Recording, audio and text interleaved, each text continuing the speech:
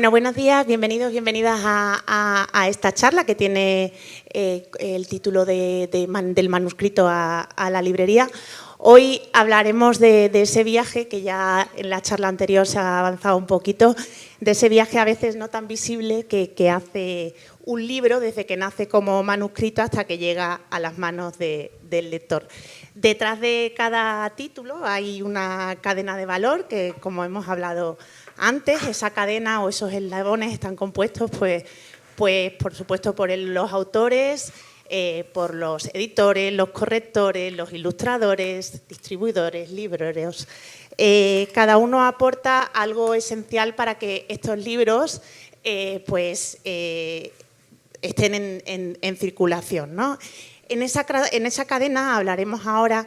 Se cruzan hoy pues, los retos que todos sabemos, ¿no? La irrupción de la inteligencia artificial, cómo afecta o cómo va a afectar o cómo está afectando todo eso al momento de la automatización de los procesos, cómo está afectando a los derechos de autor, hablaremos también. Y, bueno, en definitiva, un poco este momento de gran transformación que atraviesa el sector y que también, bueno, ahora hablaremos también del buen momento también que parece vivir el sector. Los presento muy brevemente porque les estaba diciendo que tienen trayectorias ya muy largas y bueno, pues reduzco un poquito al ámbito de interés de esta mesa. Tenemos a Gustavo Morales, que es corrector editorial y, bueno, también además gestor cultural. Tenemos esta mañana también a Marina San Martín, que es librera, es socia gestora de la librería Cervantes y Compañía y además también es escritora, tiene varias novelas publicadas y premiadas. Y tenemos también esta mañana a Claudia Ranucci, que es ilustradora, ha ilustrado muchísimos cuentos infantiles y obra bueno, también en general. Y tenemos también esta mañana a Miguel Ángel Serrano, que es escritor, entre otras cosas también, pero además es presidente de honor del European Writers' Council. Y bueno, yo la primera pregunta que os quería hacer un poco para situarnos en el contexto esta mañana es si hiciéramos una radiografía ahora mismo del sector editorial, ¿cuál sería vuestra percepción? Evidentemente estamos en un momento de transformación bastante brutal y se enfrentan muchísimos retos, pero ¿cuál es esa percepción que tenéis? ¿Vivimos un buen momento o es un espejismo? Pues si queréis empiezo yo como librera, como librera y un poco mujer orquesta del sector. Buenos días a todos. A ver, yo creo que sobrevivimos. O sea, creo que tampoco pienso que sea algo esencial del sector editorial, que creo que es algo esencial del ser humano el quejarse mucho o alegrarse mucho, ¿no? Somos criaturas de extremos, entonces de repente hay una crisis, el libro se va a acabar, o de repente después de la pandemia es verdad que ganamos lectores, qué maravilla, el sector está a tope.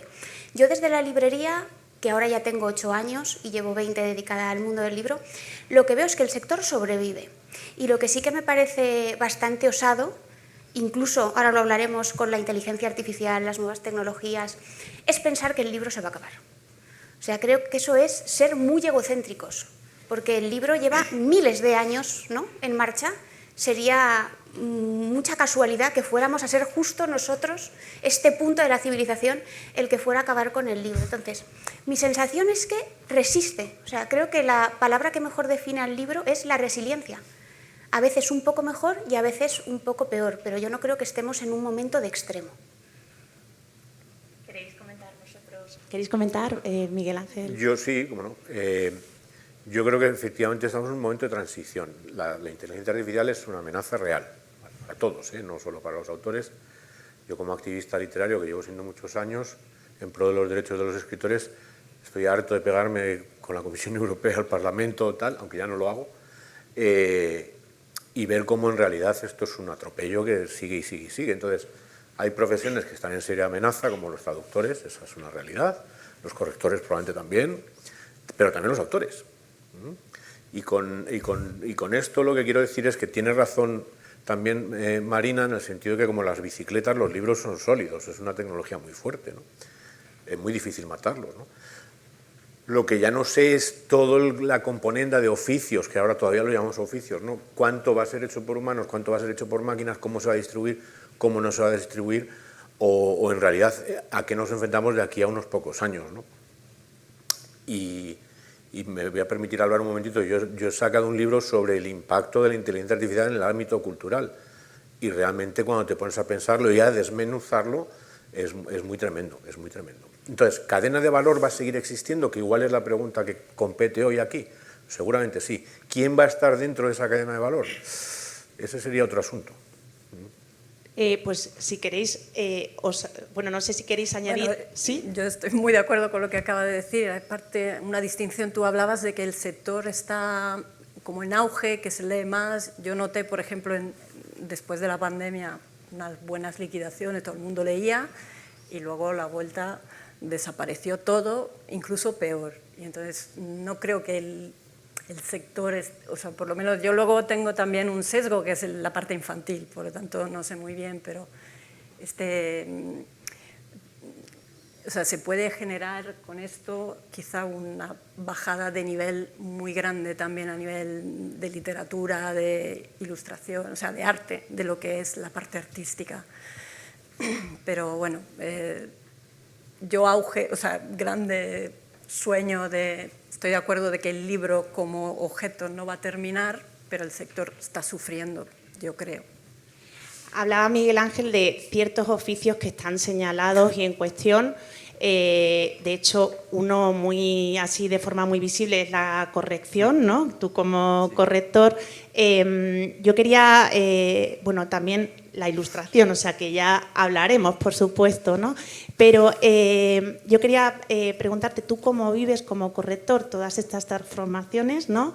Porque realmente yo te leía también que al final el oficio del corrector también, bueno, pues es que hacer que llegue de la mejor posible, ¿no?, la voz del autor al lector, pero claro, hay una distinción entre la corrección ortográfica y la corrección de estilo, ¿no? Y ahí podríamos diferenciar también una cosa que la inteligencia artificial a lo mejor puede hacer muy bien, ¿no?, en cuanto a la corrección ortográfica, pero no sé si tanto en cuanto a la corrección de estilo. No sé cómo es tu visión en ese aspecto. Claro, es verdad que yo creo que esto además enlaza un poco con la situación del sector en la sociedad. Yo creo que las principales amenazas que tiene el sector por delante son del ámbito social más que propias del sector, y quizá más en el ámbito laboral. Yo creo que es lo que más amenazado está, aparte, claro, de toda la cuestión de derechos. Y es verdad que en el ámbito laboral hay muchos procesos que está un poco en el aire cómo va a afectar. Yo creo que la corrección ortotipográfica es uno de esos procesos, aparte de la traducción, que por supuesto la inteligencia artificial todavía no sabe hacer realmente al verdadero nivel que se exige a nivel literario, pero bueno, toda la tecnología avanza. Entonces es verdad que hay un equilibrio ahí complicado de cuáles van a ser los huecos o los resquicios o la forma de lidiar con esto. Pero sí, yo estoy convencido de que la corrección de estilo, igual que la escritura, igual que la traducción de calidad, tienen un componente humano que no va a desaparecer y no se puede suplir. Y yo quería preguntaros, ¿vosotros ya estáis percibiendo, en el contacto con las editoriales que tenéis, estáis percibiendo cambios? O sea, ¿se están produciendo, pues bueno, automatización de procesos, despidos? Bueno, no sé cómo lo percibís o si todavía, bueno, estáis como en esa nebulosa de que parece que se va a pasar, no pasa, no se sabe. A ver, nosotros, por ejemplo, en la librería es una cosa que no es que estemos todo el día haciendo esto, ahora va a parecer que todas las mañanas es lo primero que hacemos, pero sí que porque ha habido cierta polémica con esto, ha habido momentos en los que hemos jugado a adivinar qué cubiertas estaban diseñadas por inteligencia artificial, por ejemplo, ¿no? Algo que es relativamente sencillo de descubrir, entre otras cosas, porque hay imágenes muy recurrentes, que esto es muy curioso. Pero, por ejemplo, como autora, yo ahora que en enero sacaré el libro nuevo y lo saco con un gran grupo, empiezo a ver ya que hay contratos para los autores de firma de publicación en los que se exige que ningún elemento en ese proceso de edición del libro tenga que ver con la inteligencia artificial. Y sí que veo cierto compromiso en ese sentido, porque, por ejemplo, yo no quería que mi cubierta estuviese diseñada por inteligencia artificial. Lo primero que me dijeron desde la editorial fue: nosotros no vamos a hacer eso, ¿no? Pero además existen ya cláusulas en los contratos que lo especifican. Entonces, en ese sentido, yo creo que sí que, como en todos los momentos de transición que decís, que yo también estoy de acuerdo, es como un barco que da bandazos, y mucha gente se cae y pasan muchas cosas terribles. Pero por otra parte también está este proverbio oriental de: si hay solución no te preocupes, y si no hay solución no te preocupes tampoco. Intentar parar la inteligencia artificial o las nuevas tecnologías es imposible. Lo que sí que podemos hacer es manejar ese avance. O sea, no es lo mismo una inteligencia artificial de corrección ortotipográfica utilizada por mí, alegría de vivir, que utilizada por ti. A lo mejor para ti acaba siendo una ventaja, y como tú sabes de ese tema la vas a poder utilizar mejor. Entonces creo que hay que incorporarlo al proceso, pero no tenerle miedo, porque ahí sí que llevamos todas las de perder.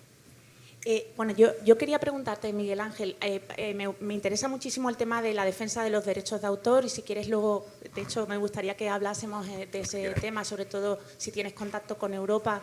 Parece que el reglamento que se hizo de inteligencia artificial es insuficiente, ¿no? Bueno, ahora podemos hacer una valoración, pero hay un tema que me imagino que está todavía en construcción, pero que ya lo está apuntando Marina. ¿Dónde está el límite entre la asistencia que puede hacer la inteligencia artificial y lo que podemos pensar que es un elemento creativo, ¿no? Y no sé si eso realmente se puede establecer. A ver, por ejemplo, Authors Guild, que es el homónimo norteamericano de European Writers Council, sacó una guía de posibles cláusulas a incorporar en contratos de edición con limitaciones porcentuales de cuánto yo como autor puedo utilizar para redactar mi libro. Una cosa es que lo utilice como un buscador avanzado, aunque funcionan fatal, también voy a decir esto, ¿vale? Y otra cosa es que la máquina pergeñe o cometa un texto, porque escribir no escribe, comete textos, ¿vale? Y yo eso lo haga pasar por mío, ¿no? Entonces, una de las peleas que hay es hay que etiquetar las cosas. No puede ser que yo sepa de dónde viene un filete hasta el nombre de la vaca del que ha salido en una granja en Yorkshire, y no sé de dónde viene un texto, ¿no? Entonces, hay varios movimientos, uno que es que etiquetemos lo humano o que etiquetemos lo sintético, ¿no? Yo siempre he sido partidario de etiquetar lo sintético, pero la realidad es que esto es una partida de tahúres, entonces es difícil contar con que las grandes tecnologías vayan a etiquetar nada, ¿vale? Difícil, por no decir naif, ¿no? Entonces, ¿el reglamento europeo es insuficiente? Es insuficiente, pero es que hay que legislar.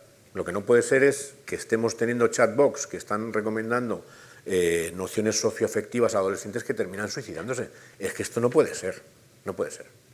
Entonces, perdón si me indigno un poco, pero me toca un poco la fibra, la verdad. Entonces, pues claro que va a introducirse. Yo intento introducir cláusulas en mis contratos, como bien decía también Marina. Yo me niego a que se traduzca por una máquina, pero no está bajo mi control. Si en Moldavia alguien traduce mi libro al moldavo y utiliza, yo no sé lo que ha hecho, honestamente, ni en inglés tampoco. En inglés igual puedo detectar algo, pero en moldavo te aseguro que no, ¿no? Entonces, bueno, ¿hay que jugar con la realidad? Pues claro, no queda más. Entonces, cuando yo oigo que lo humano no se puede sustituir, lo que sí se puede sustituir es los medios de vida de los humanos. Entonces, cuidado, porque a mí como escritor, que ya me cuesta dinero ser escritor, igual me cuesta tanto que dejo de hacerlo.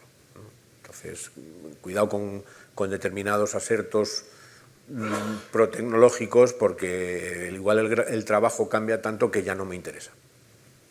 A mí o a quien sea, ¿no? Desde luego la transparencia es un reto, yo siempre pienso que es muy difícil, ¿no? Que realmente se consiga y que haya esa obligación de transparencia de la intervención de la inteligencia artificial. Pero claro, a mí yo como lectora sí que me gustaría saber si un libro que habla sobre la muerte de un padre, por ejemplo, lo ha escrito la inteligencia artificial o lo ha escrito una persona humana, porque ¿qué me puede contar a mí el ChatGPT de cómo se le ha muerto, cómo ha vivido la experiencia de la muerte de un padre, ¿no? Pensando en el jardín de dinero de la muerte de Gospodinov, que sabes que nos encanta. Pero bueno, volviendo al tema del riesgo de los oficios que puedan verse pues, muy comprometidos y volviendo también a la ilustración, ya no solo de las portadas, sino a la labor de también incluso como autora también, ¿no? Yo quería preguntarte si crees que es perceptible, tú notas cuando ha habido intervención de la inteligencia artificial. Marina lo acaba de decir en este juego que hacéis en la librería, yo creo que sí, por el que también a lo mejor luego nos equivocamos, ¿eh? Nos claro, podríamos puede ser, sorprender, pero... Pero yo te quería preguntar también si tú notas que dentro del sector los ilustradores también estáis utilizando herramientas de inteligencia artificial y claro, que ¿dónde está ahí el...? Bueno, yo creo que hay un límite ético claro, que es el hecho de que si yo he llegado a un determinado lenguaje como, voy a decir artista, pero bueno, en arte aplicada a la ilustración, ha sido por mi mochila, por mi trabajo, por mi sufrimiento, por mis alegrías, por todo lo que yo llevo detrás. Y me vale que un ilustrador joven pueda intentar copiar, como yo he copiado a otros. Lo que no me vale es que una máquina o alguien que no es ilustrador, como tengo que hacer un catálogo, soy vendedor de no sé qué y quiero una ilustración y hago un prompt copiando el estilo de un ilustrador. Eso no es ético. O sea, el punto está en la búsqueda que hay detrás de esa persona para crear la imagen o el estilo que está creando. Y ahí es donde está, para mí, en mi ámbito, el gran límite ético.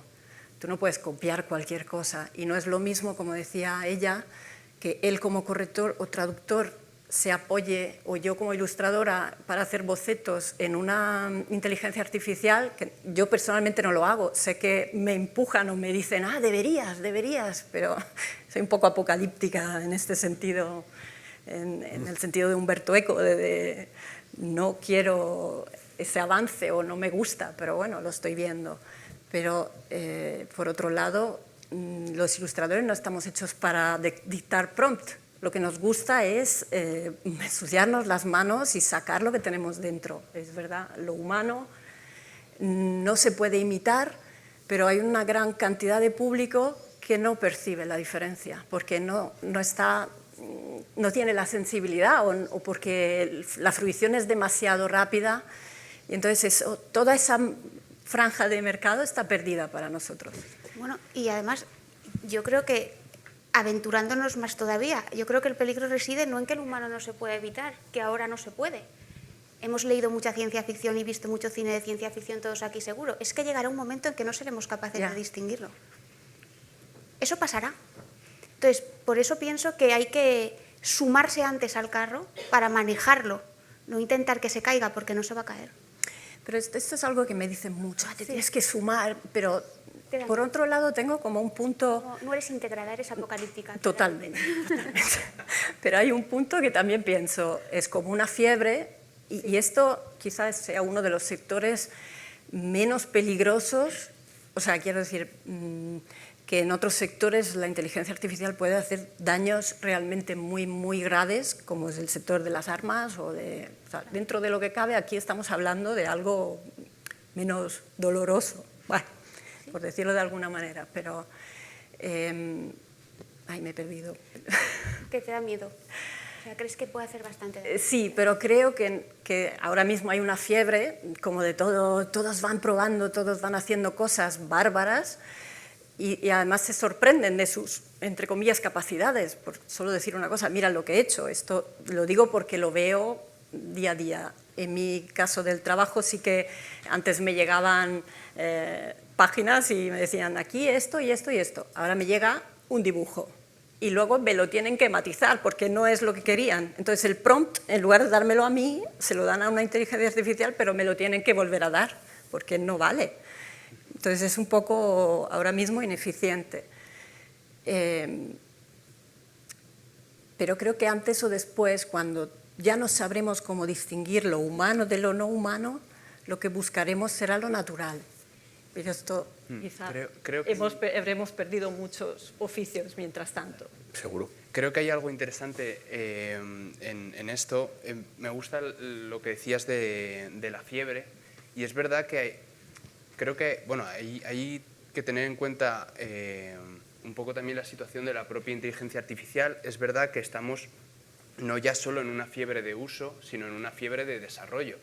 La inteligencia artificial, bueno, está en una situación que se sospecha una grandísima burbuja. Hay una inversión absolutamente masiva en inteligencia artificial que no se sabe qué repercusión va a tener después en ingresos reales.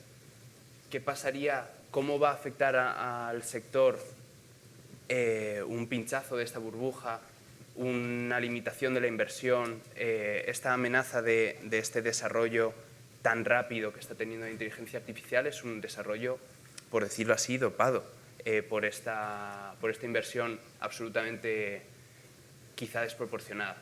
Entonces, claro, es algo que está sucediendo tan rápido y con tantos factores que también es algo que puede desarrollarse distinto a la progresión que está siguiendo ahora. Yo creo que ese desarrollo puede que no sea exponencial. Se habla de los inviernos, ¿no?, de la IA, o sea, que puede haber eso, ¿no?, que fallen las expectativas, la inversión, y que, bueno, que esto se quede un poco así suspendido. Bueno, veremos qué pasa, porque todo es hablar por hablar. Pero perdonad que quería retomar, ya luego seguimos en la parte apocalíptica, y además me encantaría saber, yo creo que vosotros, absolutamente apocalípticos, Marina, integrada. Es un poquito apocalíptico. Yo soy ludita. No apocalíptico, no, soy ludita.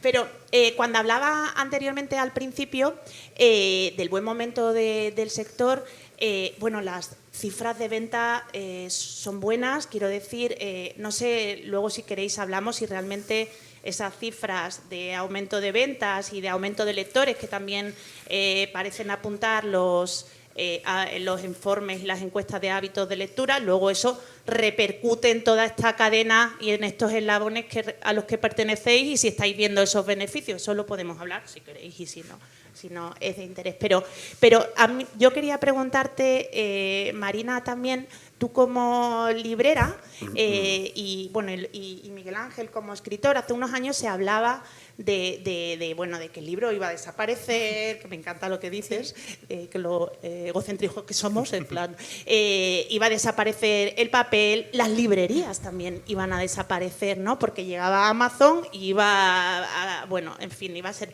Y lo cierto es que yo veo las librerías más llenas que nunca, ¿no?, por lo menos en la ciudad, ¿no? Entonces, ¿qué se ha hecho bien para que se reivindique ese elemento de proximidad, ¿no?, y se contrarreste un poco esa hiperconectividad, que a lo mejor es uno de los factores que están favoreciendo? Vale, yo cuando hablábamos sobre la charla pensaba, ¿qué se ha hecho bien? Digo, me encantaría ser capaz de decir, es que hemos hecho bien esto, o sea, voy a hablar coloquialmente, no espero que no estés hablando, somos la leche. Error. Lo que ha pasado es la historia. O sea, la historia nos ha dado una pandemia, y la pandemia es un punto de inflexión no solo en el sector editorial, sino en todos los sectores empresariales. ¿Por qué? Porque la gente descubrió una cosa importantísima, que luego podemos hablar de lo siguiente, y es que tenemos una memoria de pez. Las cosas malas y terribles, por fortuna, a menudo se nos olvidan, ¿no? Pero mientras estábamos encerrados en casa, descubrimos que además de la lectura, que mucha gente volvió a la lectura porque acabó harta de pantallas, lo que necesitábamos y echábamos de menos era nuestro tejido social. La gente que visitaba los comercios echó de menos los comercios, y la gente que estábamos detrás del mostrador comprendimos que eso era una gran oportunidad para ponernos las pilas, y vuelvo un poco al hilo de la conversación, y sumarnos a ciertos espacios que habíamos considerado vetados para el pequeño comercio y en concreto para las librerías independientes, como la web. Todos tus libros existía ya de antes, yo no sé si la conocéis, pero si no os invito a que visitéis esta página, que es una página que compartimos un porcentaje muy grande de librerías independientes, y es una página que permite consultar el stock en el momento de un título en una determinada librería. Yo me quiero comprar una edición concreta del Quijote sin registrarme, sin pagar, sin nada. Entro en todos tus libros y puedo ver dónde está e ir a por ese libro si no quiero comprar a una gran cadena o a una gran superficie. Gracias a la pandemia, Todos tus libros sumó una nueva opción, que ya estaba en beta, pero que ahí se acabó consolidando, que fue que además podías comprar el libro online. Con lo cual, la red de librerías se fortaleció. Otra cosa que hicimos bien, que yo creo que esto sí que no lo hacen todos los sectores, ser generosos como compañeros. Porque para que esta página pueda funcionar, yo estoy compartiendo el stock de mi librería con todas las librerías que están asociadas. estoy poniendo por delante al cliente, al lector. Le estoy facilitando la posibilidad de que no vaya a una gran superficie. Y en paralelo a eso, la red fue un excelente mostrador, un excelente espejo para que yo pudiese enseñar al mundo lo que estoy haciendo físicamente en mi tienda. Que esto lo hablaban antes en la charla con Eva y los otros directores de feria del libro. Yo he recibido en mi librería muchísima gente que ha sabido que existo gracias al escaparate online, ¿no? Entonces, creo que la pandemia fue un momento terrible, pero que si tuvo una cosa buena fue que despertó en el público la necesidad del factor humano, tanto en una librería como en una panadería, y en los comerciantes quitó vetos. Porque hasta ese momento yo creo que pensamos muchos que la web, la red, estaba vetada y era solo para las grandes cadenas y para plataformas online como Amazon. Entonces, en ese sentido, yo creo que eso es lo que hemos hecho bien. Ahora, si hablo de mi librería, yo tampoco veo que sea un momento tan boyante. Veo que es un momento de supervivencia. Luego os cuento otra cosa. No sé si tenéis algún apunte en este tema. A ver, la pandemia es verdad que ha cambiado muchas cosas. A mí una cosa que me sorprende es que casi no hay literatura de la pandemia. Es una cosa un poco rara, ¿no? Ha desaparecido de nuestra memoria colectiva, es una cosa extraña, ¿no? Yo participé desde European Writers Council en 2 estudios sobre el impacto de la pandemia en los escritores y te puedo asegurar que no fue bueno, ¿vale? De hecho, el primero se llamaba El invierno de nuestro descontento, en alusión a Shakespeare, ¿no? No fue bueno porque de repente es verdad que la gente empezó a leer, no necesariamente pagando, ¿vale? De hecho, muchas editoriales, porque sí, dieron títulos gratis, ¿no? O Internet Archive, que son el archivillano de todo este asunto, se decidió que era un servicio público piratear libros y ofrecerlos, ¿no? Pero es verdad que algunas cosas se han hecho bien. Las librerías son sitios ahora mucho más abiertos, es verdad, más divertidos. Las bibliotecas también, más divertidos, más abiertos. Otra cosa que no es culpa de las bibliotecas, sino del Estado español, es que no paguen suficientemente por la lectura de los libros autores y editores. Pero bueno, ese es otro tema. Y luego hemos hecho bien pues que tenemos un acervo de escritores maravillosos y que se sigue editando a Kafka, se sigue editando a Cervantes, a Shakespeare, y además hay muchos escritores vivos o medio vivos, como en mi caso, que hacen cosas muy interesantes. Entonces, es una herramienta cultural y de crecimiento tan poderosa, probablemente la más poderosa que tenemos, que sobrevive y es verdad que acechada pues por eso, por series y por muchas otras experiencias de scroll infinito y tal, que al final se comen el tiempo de la gente, y eso es el peor enemigo de la literatura. Volviendo al tema de los derechos de autor, que además creo que ahora mismo estamos viendo, sobre todo en Estados Unidos, ¿no?, en una serie de contiendas judiciales que pueden marcar seguramente pues, cómo van a retribuir las grandes tecnológicas a estos autores que han robado sus obras, ¿no? Absolutamente. Literal. Y ahora están empezando a darse cuenta de que igual no les sale gratis, porque bueno, ya ha habido un principio de acuerdo para evitar un juicio, creo que con Claude, ¿no? Anthropic. Con Anthropic, que era Claude, ¿no? Creo, sí. Y no sé si eso apunta también por dónde va a ir el futuro, pero ¿cómo estáis defendiendo, tú que perteneces a un colectivo, cómo se están defendiendo los derechos de autor y cuál realmente, de una forma, digamos, posible, se pueden defender? Vale. Bueno, vamos a ver, yo primero ya no estoy activamente en eso, soy presidente de honor, que es lo mismo que ser jarrón, pero es verdad que yo en mi mundo particular, yo sigo yendo a debates, doy conferencias. Cuando he dicho que soy ludita no es cierto, lo que pasa es que no me gustan las cosas que se hacen como en el salvaje oeste, simplemente. Entonces, si tú coges mi trigo gratis, lo mueles, haces harina y luego haces pan y lo vendes, perdóname, me tienes que pagar el trigo. Es que es bastante fácil de entender esto, ¿vale? Los acuerdos que están llegando, bueno, aquí hay una mixtura de buenas, malas noticias. El acuerdo de Anthropic son 1.500 millones de dólares, que parece mucho dinero, es el 0,84% de su facturación. No va a remunerar a todo el mundo, solo a los que han plantado la denuncia, los plaintiffs.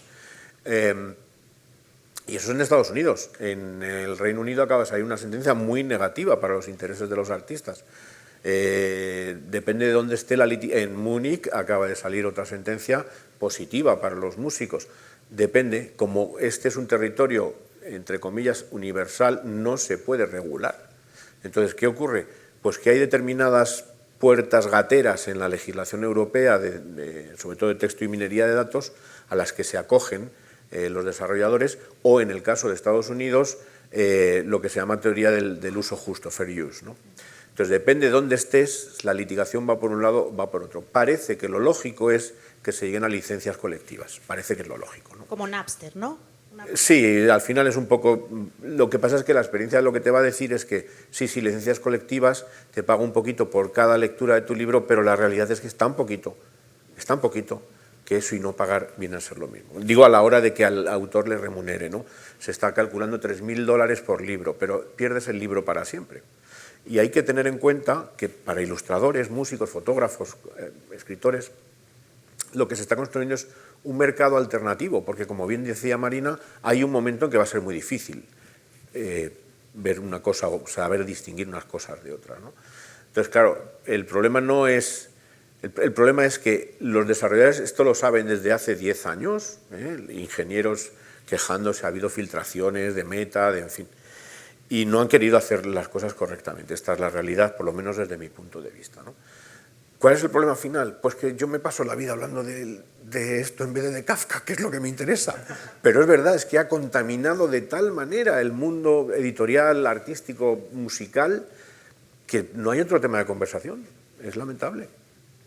Yo por tomar un pequeñito rayo de optimismo en esto, sea esta batalla algo que se está ganando o perdiendo, o ganando aquí y perdiendo allá, es verdad que me parece algo potente como, bueno, esto es algo que afecta muy profundamente a nuestro sector, pero no es una batalla del sector, es una batalla que se está haciendo en muchos ámbitos que a veces supera un poco la definición de batalla, y es porque cuándo es una batalla, cuándo es un debate, cuando estamos un poco intentando definir cómo esto entra en nuestras vidas.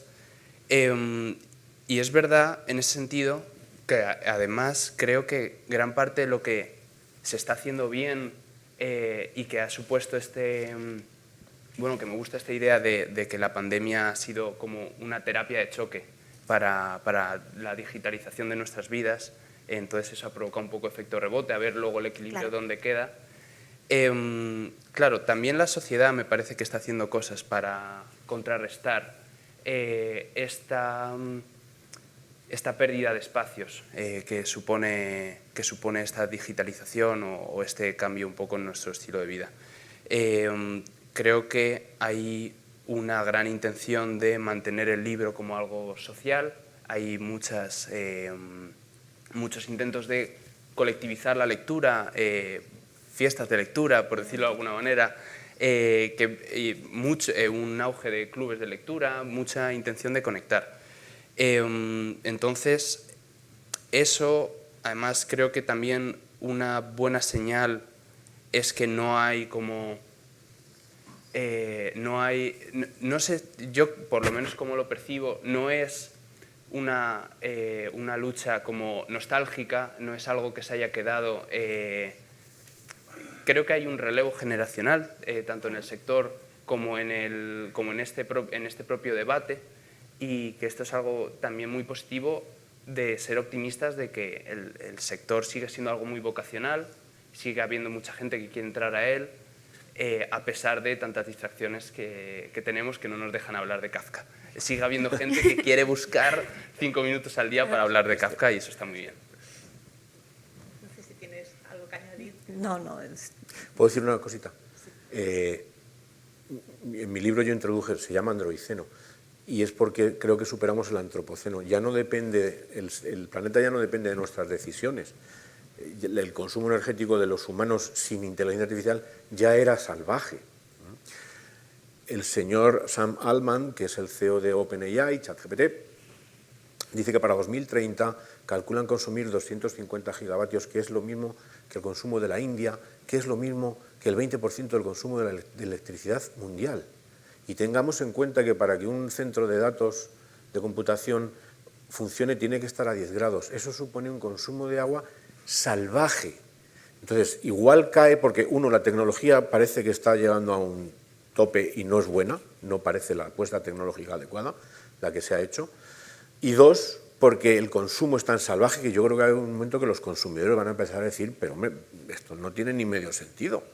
No tiene, es que no lo tiene, además, no tiene ni medio sentido. No podemos permitirnos esta tontería de Sora para hacer vídeos chorras mientras el agua se consume en esto, no puede ser.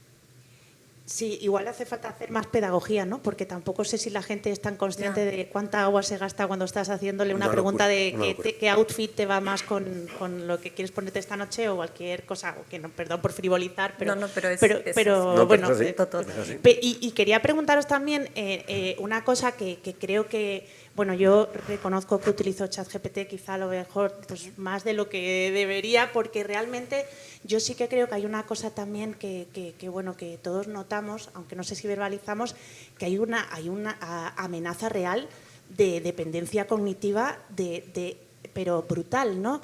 Y claro, bueno, nosotros más o menos estamos aprendidos, quiero decir, aunque yo ya noto que ya me cuesta hacer cosas que antes hacía con facilidad.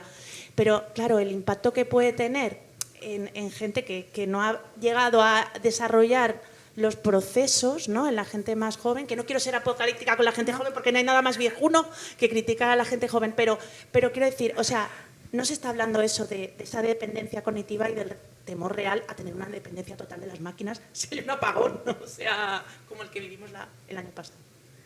Sí, yo creo que es importante que sepamos escribir un correo electrónico todavía. Yo creo que es un nivel al que debemos aspirar. Incluso hacer sumas simples también. Te puedo dar una idea que manejo yo a veces. Los científicos no encuentran un grupo de control para estudiar los microplásticos. ¿Qué quiere decir? No hay seres humanos libres de microplásticos. Con lo cual no puedo hacer una comparación entre qué le pasa a los seres humanos sin microplásticos y qué le pasa a los seres humanos con microplásticos, todos nosotros. Yo creo que en pocos años no vamos a encontrar un grupo de control de gente que no usa ChatGPT o cualquiera de estas cosas para escribir sus emails, sus declaraciones de amor. Es que es tal nivel de tontería. Y el cognitive offloading, la descarga cognitiva, es cierto, en español. Es de tal nivel que yo ya me he encontrado con profesionales que les preguntas cómo has llegado, cuál es el tren de pensamiento para este plan de marketing que me estás contando y no te lo saben decir. Dices, es que profesionalmente ni siquiera es buena idea, ¿no?, hacer esto. Yo creo que hay que mantener la gimnasia mental. Yo no sé cuánto va a afectar esto al Alzheimer en el futuro, pero apostaría a que bastante. Creo además que un punto importante es que de momento prácticamente toda la investigación, toda la inversión en inteligencia artificial está restringida al sector privado. Entonces, el interés y lo que se está desarrollando es el interés privado y, por lo tanto, no estamos pudiendo utilizar estos litros de agua consumidos y esta electricidad que puede equipararse a la de la India dentro de unos años, no lo estamos utilizando para las promesas utópicas de qué puede hacer la IA por nosotros, o por lo menos no estamos haciendo tanto como podríamos. Creo que al final la IA, como todo, entra en cómo organizamos la sociedad y qué intentamos hacer, y entonces la iniciativa privada busca el interés privado y esto es bastante evidente. Entonces, también con cuestiones como estas de regulación es como yo creo que podemos encontrar la oportunidad para que esta inversión y este avance termine dirigiéndose incluso a suplir estos efectos negativos que está provocando. Ojalá. Hay esfuerzos públicos. España está desarrollando una inteligencia artificial pública. Si preguntamos a algunos que yo me conozco, tendríamos algunos problemas sobre el uso de textos con copyright. Tendríamos algunos problemas. En Suiza se ha hecho también, pero también está contaminada por el uso de textos protegidos con copyright. Es decir, que es verdad que como no solo es el tema de moda, es la inversión de moda, es que se lo come todo. Y cuando digo todo es, mis 2 años de presidencia hemos dejado de hablar de cómo son las condiciones sociales de los escritores, por ejemplo, o de los artistas en general. en la Unión Europea que son deleznables porque tenemos que estar constantemente batallando con esto. Y eso lo hemos hecho junto con los libreros, junto con los editores, junto con los ilustradores, músicos. Todo el sector cultural en todo el mundo está en una batalla constante contra gente que tiene dinero infinito. Hacer lobby sin dinero es bastante difícil. Hacer lobby con los bolsillos de Google supongo que es un poco más fácil, ¿no?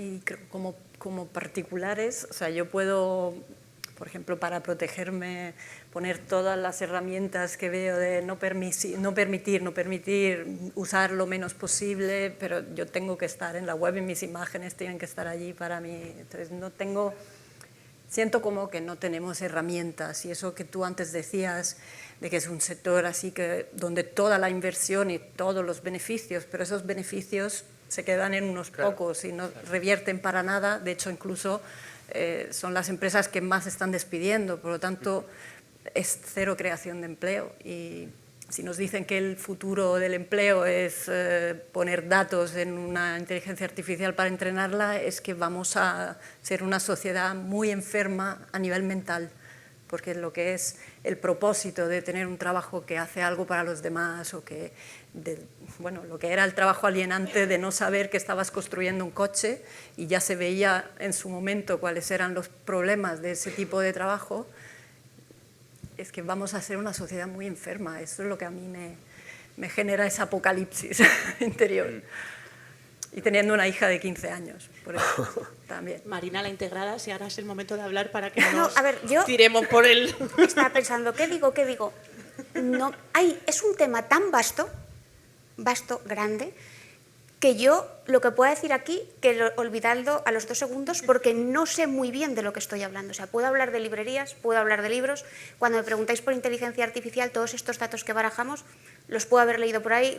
Entonces, me puedo pronunciar, pero no será ley. Ahora, cuando hablábamos del tema de los autores, estaba pensando, de hecho aquí va, que no será ley, que la primera regulación de derechos de autor no tiene más de 5 siglos, ¿eh?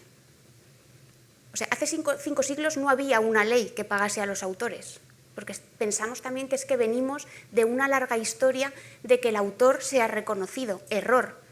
Digo que no es el siglo porque sé que es con la reina Ana en el Reino Unido cuando se hace esta primera ley, pero ahora mismo no me acuerdo si es siglo XVI o XVII. En realidad... 1620. Siglo XVII, entonces. Entonces, venimos también de una parte de muchísima oscuridad, quizás con una estela de un poquito de luz, y ahora tenemos miedo de sumirnos en una parte de gran oscuridad, que yo no digo que no. Pero siempre que me preguntan por la inteligencia artificial, yo la comparo con la evolución del transporte. Cuando los primeros trenes empezaron a funcionar, había gente que no se quería subir porque se pensaba que iba a morir. Y seguramente hubo gente que se murió, porque el susto de la velocidad le dio un infarto al corazón. Cuando los primeros aviones empezaron a volar, que ahora sabemos que son terribles para el medio ambiente, había mucha gente... Bueno, yo no me quiero subir ahora mismo tampoco, en el siglo XXI, ¿no? Me daba miedo. Pero inevitablemente el progreso se ha ido incorporando. Entonces, yo me pregunto, ¿estamos peor ahora que antes, que hace 5 siglos? ¿No? Esto Luis lo dice mucho, ¿no? Lo de Leibniz, ¿vivimos en el mejor de los mundos posibles o no? Porque, sinceramente, yo creo que sí. Con todo lo que hay de horroroso, que no lo estoy descartando. O sea, no me gustaría que nadie pensase que soy una persona naif, que lo veo todo maravilloso. Por supuesto que no. Afortunadamente hay gente capaz de ver las cosas con más criterio y de ver las sombras y luchar porque no existan. Pero es que nosotros vamos a pasar y esto va a seguir. O sea, es posible que estemos en un momento de crecimiento excesivamente acelerado, pero no se va a ir. O sea, no se va a ir. Y también pensaba, hay un libro maravilloso de un autor coreano, ahora no me acuerdo el autor, yo soy así, que se llama Ya nadie escribe cartas, que está publicado por Siro Editorial, que os lo recomiendo muchísimo. Nosotros ya no escribimos cartas y no lo echamos de menos, ¿no? ¿Qué diría uno de los personajes de Drácula sobre esto? Diría, qué pena de gente que ya no escribe cartas, yo no quiero ser así. Pero nos fascina el correo electrónico, incluso escribimos cartas de amor por correo electrónico o mensajes calientes por WhatsApp, ¿no? Y nos funciona. Entonces, yo creo que afortunadamente debe existir gente que maneje las riendas, pero tenemos que pensar en positivo sobre este tema. Y en el sector editorial también. Yo en ese sentido creo que soy más optimista sobre la respuesta social frente a la inteligencia artificial que sobre la propia inteligencia artificial, mientras se mantengan las condiciones en las que se produce este crecimiento. También creo que hay una idea muy interesante. Es verdad que el crecimiento tan masivo económico y en todos los ámbitos ha supuesto una gran mejora. Creo que hay un debate en si ese crecimiento tiene un tope, si hay un momento en el que realmente más crecimiento y más consumo va a seguir replicando la mejora en calidad de vida que ha supuesto en los últimos siglos. Pero bueno, en ese sentido, este pequeño optimismo al que yo me quiero aferrar, más allá de qué maneras el ferrocarril al final triunfe, o nos subamos o no, y cómo puede terminar mejorando nuestras vidas la inteligencia artificial, creo aparte que al igual que con la pandemia, al igual que la revolución industrial supuso una empeora de calidad de vida, pero hubo una respuesta obrera, creo que la inteligencia artificial también pone sobre la mesa muchas necesidades de nuestra sociedad, como qué pasa cuando de repente se automatizan procesos y hace falta trabajar menos, cómo vamos a regular sobre esto, qué pasa cuando... Claro, también hay un debate sobre la distribución de los ingresos y de los beneficios, que yo creo que esto va a poner más sobre la mesa de lo que ya está. Bueno, ya sé, me ha hecho una señal Federico, tenemos que ir acabando.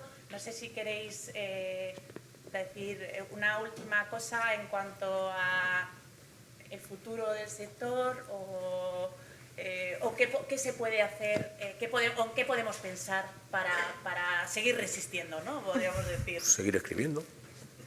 Ayer salió mi último libro de poemas. Creo que es ligeramente mejor que uno hecho por ChatGPT. Confío. Vamos a ver, yo venía a una cosa que era el placer de editar, y es verdad que es un placer sacar un libro a la calle, es una sensación maravillosa. El famoso unboxing ¿no? Es muy bonito esto. Pero yo quiero simplemente, para terminar, pasar un poco de la inteligencia artificial, pues no se trata de estar en contra de la lluvia, sino de la lluvia ácida, ni del capitalismo, sino del capitalismo sin fronteras y salvaje. Yo creo que hay que regular y hay que luchar, y alguien tiene, como decía Marina, intentar luchar contra las sombras. Yo suelo decir una frase muy chorra que es: en nuestra eterna lucha contra las sombras, el último que apague la luz. Bueno, pues si yo soy ese último, pues ¿qué vamos a hacerle? Pero por lo menos lo voy a seguir intentando.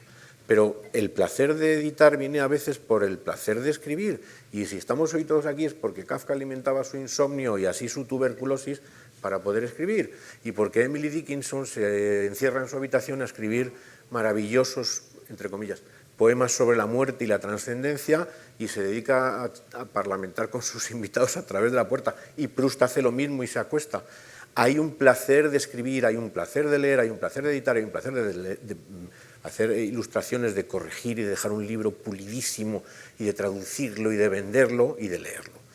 Y si perdemos eso distraídos en las máquinas de las narices, pues estamos perdiendo mucho más que el placer de editar un libro. Yo creo que a esto lo único que puedo añadir es que lo seguimos haciendo porque el arte eleva al ser humano, y por lo tanto, en un momento como este, en el que personalmente creo que nos estamos sumiendo en la oscuridad, elevarse o intentar elevar es de lo mejor que podemos hacer. Bueno, yo creo que está muy bien lo que hemos hecho hoy y que haya foros como este para trascender el tema, ¿no? Pero pienso, por un lado, que no podemos olvidarnos de que la inteligencia artificial, al fin y al cabo, la hemos inventado nosotros. O sea, es algo humano porque sale de nosotros. O sea, no es que nos haya caído del cielo en un meteorito. Y por otro, que de la misma manera que está bien abstraerse, está bien vivir la cotidianidad y el día a día y tampoco volverse locos, ¿no? Y en ese sentido, para mí, el mayor reto es que la gente entre en la librería. No la gente que siempre entra, que para mí es otro reto, estar a la altura del cliente habitual, sino conseguir que quien no entra nunca a las librerías entre. Y en ese sentido yo creo que cualquier elemento que nos rete, lo hemos vivido nosotras dos con el tema de las fiestas de la lectura, es bueno. Así que yo lo único que diría aquí es que además de venir aquí, que está genial, vengáis a las librerías. Y bueno, yo creo que el sector del libro tiene una oportunidad especial, siendo que el libro es una forma de lanzar mensajes. Creo que el sector tiene que asumir la responsabilidad de ser una industria que lance mensajes por sí misma. Entonces, creo que esta reflexión es importante que se traduzca en cómo organizamos el propio sector y que eso por sí mismo ya sea un mensaje. Pues muchas gracias por todas vuestras opiniones. Yo creo que hay que seguir reivindicando el humanismo, ¿no? Entonces, a tope. Y, por supuesto, seguir visitando las librerías, seguir escribiendo y seguir leyendo. Muchas gracias a todas y a todas por la atención.